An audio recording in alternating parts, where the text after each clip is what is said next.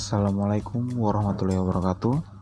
Halo, perkenalkan, nama saya Muhammad Wildan dengan NIM 1001128025053 dari kelas Ilmu Kesehatan Masyarakat kelas A. Di sini saya akan menyampaikan mengenai video edukasi tentang tema yaitu diare untuk memenuhi ujian tengah semester mata kuliah epidemiologi penyakit menular Fakultas Kesehatan Masyarakat Universitas Sriwijaya tahun 2021. Jangan lupa simak videonya. Sebelum itu kita ketahui terlebih dahulu apa itu diare. Menurut WHO, diare diartikan sebagai buang air besar yang tidak normal atau bentuk tija yang encer dan frekuensinya lebih banyak dari biasanya, 3 kali atau lebih dalam 1 hari atau 24 jam. Dengan kriteria penting yang harus ada yaitu pH cair dan sering. Yang berikutnya yaitu etiologi diare. Untuk etiologi sendiri terdiri dari beberapa penyebab. Yang pertama ada faktor infeksi.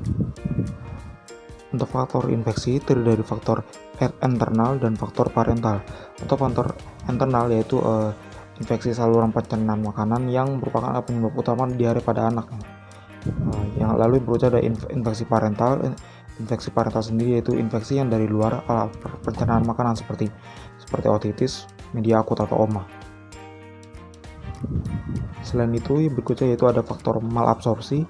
Faktor malabsorpsi sendiri ini terbagi menjadi beberapa. Yang pertama ada malabsorpsi karbohidrat, lemak, protein. Lalu yang selanjutnya itu ada dari faktor makanan atau keracunan atau alergi atau intoleran laktosa. Lalu untuk faktor ini sendiri yaitu yang menyebabkan diare, diantaranya ada dari makanan basi, makanan beracun, makanan yang merangsang alergi terhadap makanan. Jika nantinya terdapat toksin yang tidak mampu diserap dengan baik dan dapat terjadi peningkatan peristaltik usus yang akhirnya menyebabkan penurunan kesempatan untuk menyerap makanan. Lalu yang terakhir ada faktor psikologis. Lalu yang selanjutnya ada klasifikasi diare. Klasifikasi diare sendiri ini banyak mendapat beberapa pakar ahli. Yang pertama menurut Hidayat tahun 2008. Klasifikasi diare ini terbagi menjadi yang pertama diare dehidrasi berat, lalu ada diare dehidrasi sedang atau ringan, ada diare tanpa dehidrasi, diare persisten, dan disentri. Sedangkan menurut Okta dan kawan-kawan tahun 2014, klasifikasi diare terjadi menjadi dua, yaitu klasifikasi diare akut dan klasifikasi diare kronis. Lalu yang berikutnya ada faktor-faktor yang mempengaruhi kejadian diare. Banyak sekali faktor resiko yang mempengaruhi terjadinya diare. Cara penularan diare pada umumnya melalui cara fekal atau oral, yaitu cara melalui dari anal menuju ke mulut, yaitu dengan melalui makanan atau minuman yang tercemar oleh enter patogen atau kontak langsung dengan tangan penderita, atau barang-barang yang telah tercemar tinja penderita, atau tidak langsung melalui lalat yang sebagai vektor. Nah, ini merupakan berikut contoh salah satu penularan diare yang ditularkan melalui vektor alat. Yang pertama yang dapat kita kenali sebagai 4F. Ingat, 4F terdiri dari finger, flies, fluid, dan field. Finger sendiri berarti cara penularannya bisa ditularkan melalui jari tangan oleh jari tangan yang telah terkontaminasi oleh bakteri atau virus dari diare. Lalu yang berikutnya ada flies melalui lalat, yaitu sebagai vektor dari adanya penularan diare sendiri. Lalu ada fluid melalui cairan, yaitu air yang telah terkontaminasi oleh bakteri atau patogen dari diare. Lalu yang terakhir ada field atau lapangan, atau pemakan yang terdapat mengandung bakteri dan virus patogen. Nah, ini berikut merupakan cara pencegahan kejadian diare. Yang pertama, kita harus rajin mencuci tangan, terutama sebelum dan setelah makan, setelah menyentuh daging yang belum dimasak, sehabis dari toilet, atau setelah bersin dan batuk. Kemudian bersihkan tangan dengan sabun dan bilas dengan air bersih. Lalu yang berikutnya mengkonsumsi makanan yang sudah dimasak. Hindari memakan buah-buahan atau sayuran mentah yang tidak dipotong sendiri.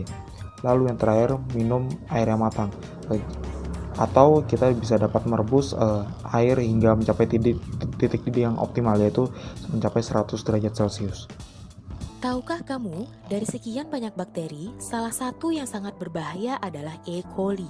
E. coli atau Escherichia coli merupakan sekelompok bakteri yang ditemukan dalam usus dan kotoran tinja manusia. E. coli merupakan penyebab dominan munculnya penyakit diare atau muntaber hingga gangguan pencernaan. Jika diare berulang, maka nutrisi si anak akan terpakai untuk pemulihan sehingga pertumbuhan anak tersebut akan terganggu atau yang sering disebut dengan stunting. Kasus diare ini pun sudah menjadi perhatian khusus di Indonesia. Kebiasaan BABS di sungai atau di tanah menjadi penyebab utama penyebaran bakteri E. coli yang ada di tinja hingga menyerang manusia.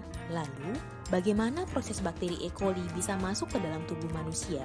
Semua berawal dari air terkontaminasi E. coli yang kita konsumsi sehari-hari. Air yang diambil biasanya akan dimasak sebelum dikonsumsi.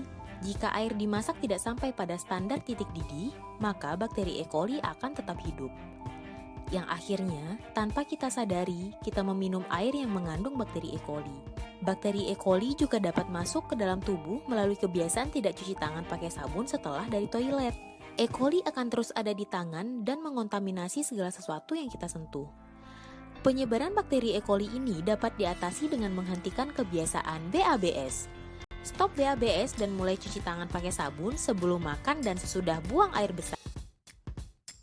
Berikut merupakan referensi yang saya gunakan. Itulah demikian sedikit pemaparan mengenai video edukasi tentang campak. Semoga dapat bermanfaat. Terima kasih sudah menonton. Maaf jika terdapat ada kesalahan, kekurangan. Terima kasih. Wabillahi taufiq wal hidayah. Wassalamualaikum warahmatullahi wabarakatuh.